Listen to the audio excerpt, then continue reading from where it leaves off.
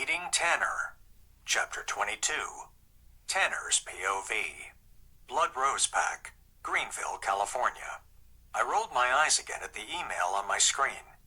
I have been formally requested to come to the Crimson Shadow Pack. I would rather stab myself in the eye with a knife than go back there alone, but I am going to have to go. We are good neighbors. They are a strong pack, and we have a treaty together, so I won't be able to dodge it. They are having a ball in 2 weeks at the beginning of July to celebrate their daughter Taylor's 17th birthday, and I have been requested to attend. Of course I have. Taylor has been chasing me since she was 16, and frankly, a more spoiled daughter I have never seen. I am now 21 years old, for the love of Goddess, and she needs to let this go. I have been looking for my mate for years, and I haven't found her yet, but I know the Goddess wouldn't punish me with the likes of Taylor. She is a pretty girl, 5'9" tall, with a shapely figure, with light brown hair like her mother, and her mother's green eyes. Taylor is beautiful because her mother is a beautiful lady, but she is the definition of entitled. She is grateful for nothing that she has, and she is given everything she asks for because of her parents' guilt. Her older brother Stone will be 18 in 4 months, and he is a good guy, and I believe that he will be a good alpha. Stone has dark hair like his father, and his deep blue eyes, is already 6'2" tall, and dedicated to the pack. He takes his responsibilities seriously, and I enjoy getting to speak with him. I know that we will be able to continue our treaty for years to come, unless Taylor goes too far. I am the alpha of the Blood Rose Pack, and my name is Tanner Wright. I like to run a strong pack, and I take their safety very seriously. I have black hair and blue eyes that have gray in them. I have been told that they look like a stormy sky before, but that was by girls flirting with me. I don't take them seriously. I've been on the lookout for my mate for 4 years already, and I have not found her yet. My wolf, Rafe, is really upset, and always trying to scent her when we go to other packs. He really wants me to find her. I admit that when I was 17, I went a little crazy after the ladies, and then my mom mentioned that I needed to watch that, and I didn't need the reputation, or for me to be with girls in my pack, because when I did find a mate, she would be upset at being confronted by the other women. So I stopped, cold turkey, and I haven't slept with anyone for over 3 years. I just turned 21 2 months ago, and I am still on the lookout for my mate. I am sure that I will find her soon.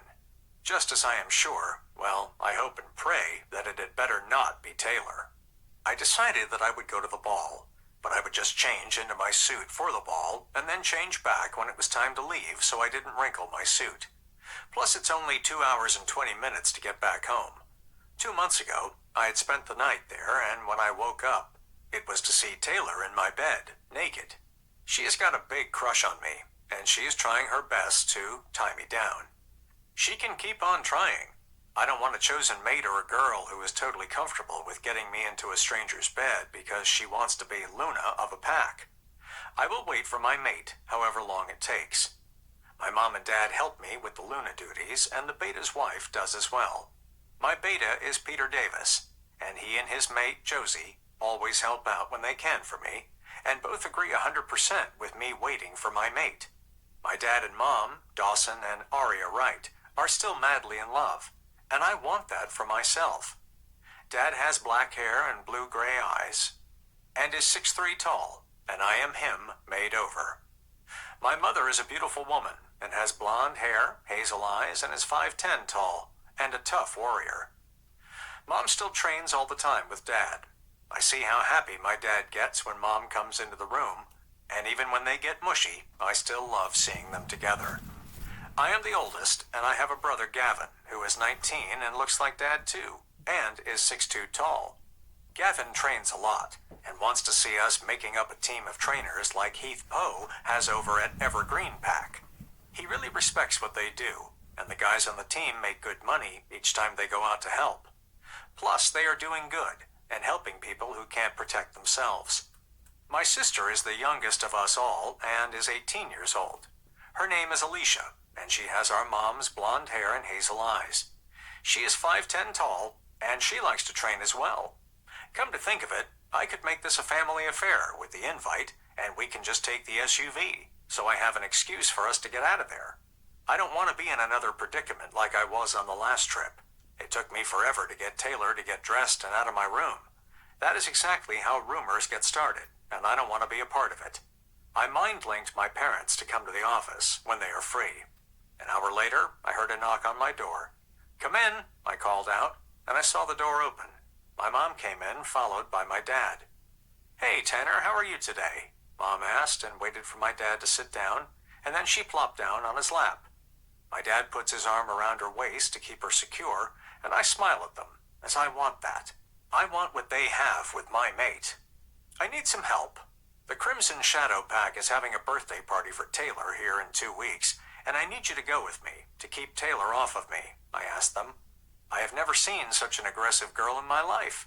I hate what happened to the Wilsons, but they have created a monster with Taylor. You cannot fix what happened to one and spoil another who never deserved to be spoiled in the first place, and it will help anyone. I understand why they did it. They just had misplaced guilt. They have not helped Taylor by giving her everything. I knew she had her sights set on you, son. We can go, and your brother and sister too. Alicia can rein her in as needed, and we can use being tired as a reason to leave early, honey. We won't let you spend the night there. I don't need a scandal, as Taylor is going to keep trying until she gets her claws in you. I will not allow it, my mom tells me, and my dad nods in agreement. "We will go, son. We will help you all we can. You never know. With it being a ball, your mate very well might be there," Dad said, and I hope he was right. I would be glad to get to meet my mate, as long as it isn't Taylor. I could just stay single my whole life if she was. I cannot live my life with her. She is a whiny, spoiled brat, and I cannot deal with her. My parents leave a short time later, and my beta, Peter Davis, rolls into my office and plops down on one of the chairs in front of the desk. "Guess what I just heard through a reliable source?" Peter asked me. "What?" I asked with a little sarcasm, as it could really be anything under the sun. He likes to keep his ear to the ground, and he finds out the most random things. "You know the training team that Heath Poe has over at Evergreen Pack?" Peter asked me. "Yeah. You know Gavin wants to do the same thing here, right?" "I know about their team," I told him, and I went back to work, as I really had a stack of paperwork to get through.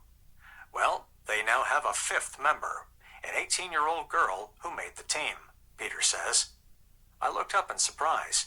They have never had a woman on the team, let alone a girl. She must be a force to be reckoned with.